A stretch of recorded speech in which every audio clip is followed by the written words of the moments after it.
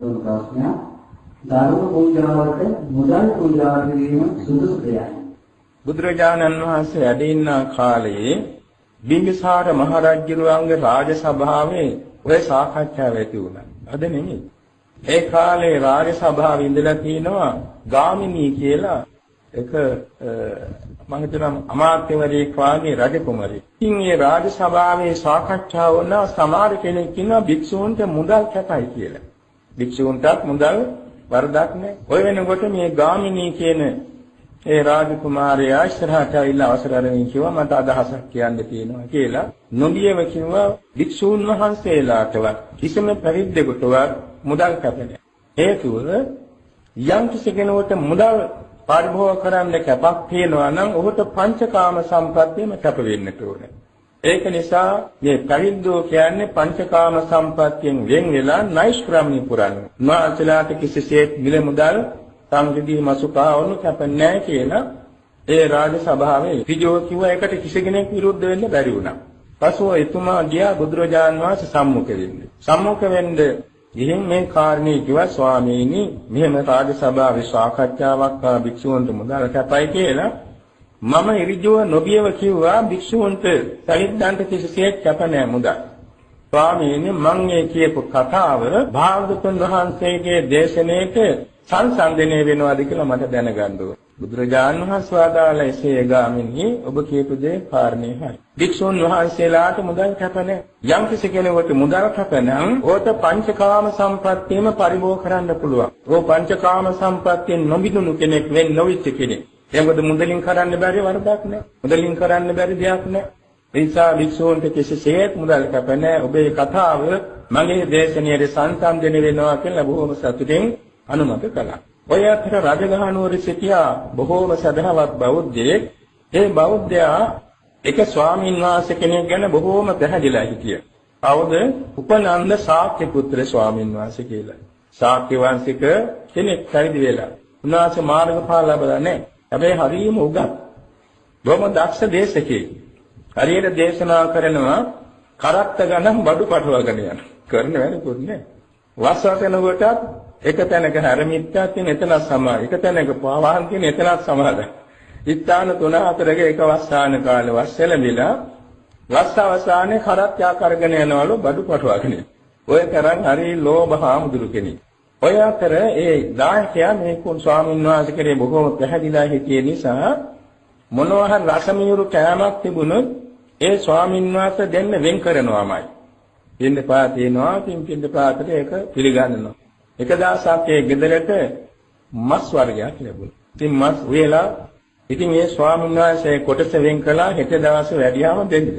ඉතින් ගෙදරට ඒ ඔත් කෑම කාලා රාත්‍රියකින් නිදාගෙන ඉන්නකොට ගෙදර පොඩි පුතෙක් ඉන්නවා. මේ පුතා ඉල්ලනවා අම්මේ මට මස් ඕනේ කියලා. ඉතින් දරුවා නලවා ගන්න බැරුව අර ස්වාමීන් වහන්සේට වෙන් කරපු මාංශාහාරය දරුවාට දුන්නා.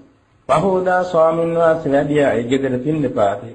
වැඩියාම ඉතින් අර බොහොම සුහද නිසා කිව්වා ස්වාමීන් වහන්සේ ඔබ වහන්සේ මෙහෙම අපි ආහාර කොටසක් කීය වෙන් කරගෙන ඉතියාද දෙන්න. ගෙදර දරුවාගෙන් දෙන්න බැරුව ඒක දුන්නා. ඒකේ ස්වාමීන් වහන්සේ කැමති නම් ඒක වටනාගොමම දෙන්නම්. ඒකට ඔය කහවණුවක් වටිනවා. ඉතින් ඒක ස්වාමීන් වහන්සේ අවශ්‍ය නම් කහවණුව දෙන්න. දෙන්න මට දෙන්න කියලා කහවණු ඉල්ලුවා.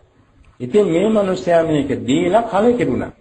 පොයි මේ සංඝයා වහන්සේලා මේ තව අනවශ්‍ය දෙයක් නැහැනේ. බලන්න මේ කෙද මේ පින්දපාතෙත් ඇදලා මුදලුත් ඉල්ලා ගත්තනේ කියලා කලකිරලා දොස් කිව්වා. ඔය දොස් කීම බුදුරජාන් වහන්සේ දක්වාම ආරංචි වුණා. පස්සේ බුදුරජාන් වහන්සේ ගෙන්නවා උපනන්ද ශාක්‍ය පුත්‍ර ස්වාමීන් වහන්සේගෙන් මෙහෙමක් කළා එහෙමයි. බොහොම ගරුහා කළා. බොහොම ගරුහා කළා ශික්ෂාපදයක් පැනෙව්වා.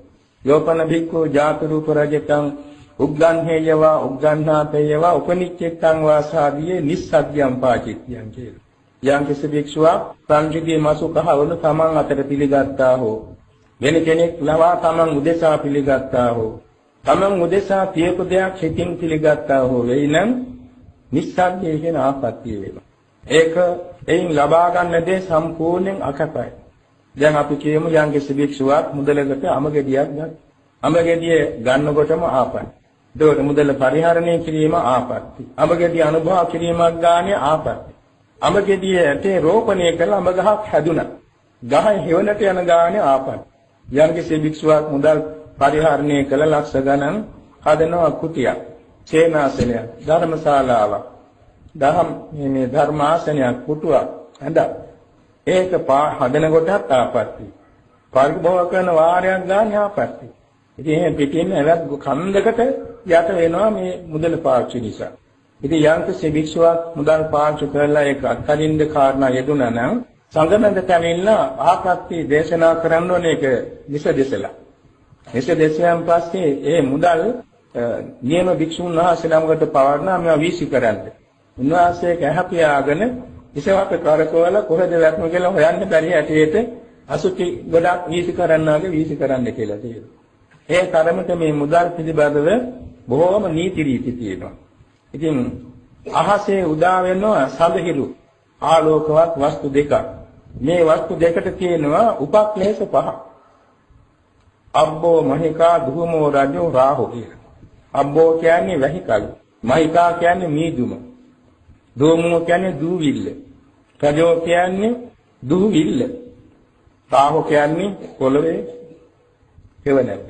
මේ කියන කාරණා යෙදුනාම සඳහිරු දෙන්න වැහෙනවා. ආලෝකයෙන් නොපෙනී යනවා. ඒ වාගේ වික්ෂුන් වහන්සේ කෙනෙකු මුදල් පාවිච්චි කරනවා නම් ඔහුගේ ජීවිතයෙන් පිටින් අඳුරු වෙනවා. කියලා බොහෝම සවිස්තරව මුදල් පරිහරණය ගැන දේශනා කළා තියෙන නිසා දහම් පූජාවක් පිණිසවත් වෙනත් සම්මාදමක් පිණිසවත් තාන ගොඩනැගිලි ආදී පිණිසවත් දෙහෙත් හේත් ගණී පිණිසවත් මොනම දෙයක් නිසාවත් වික්ෂුන් වහන්සේ මුදල් පාවිච්චි කිරීම සම්පූර්ණයෙන්ම අකපයි. අපායට යන පාපයක් වෙනවා. බුදුරජාන් වහන්සේ කියන්නේ සිද්ධපද දැන කැඩීම අපායට යන බරපතල පාපයක් වෙනවා පමණක් නෙමෙයි.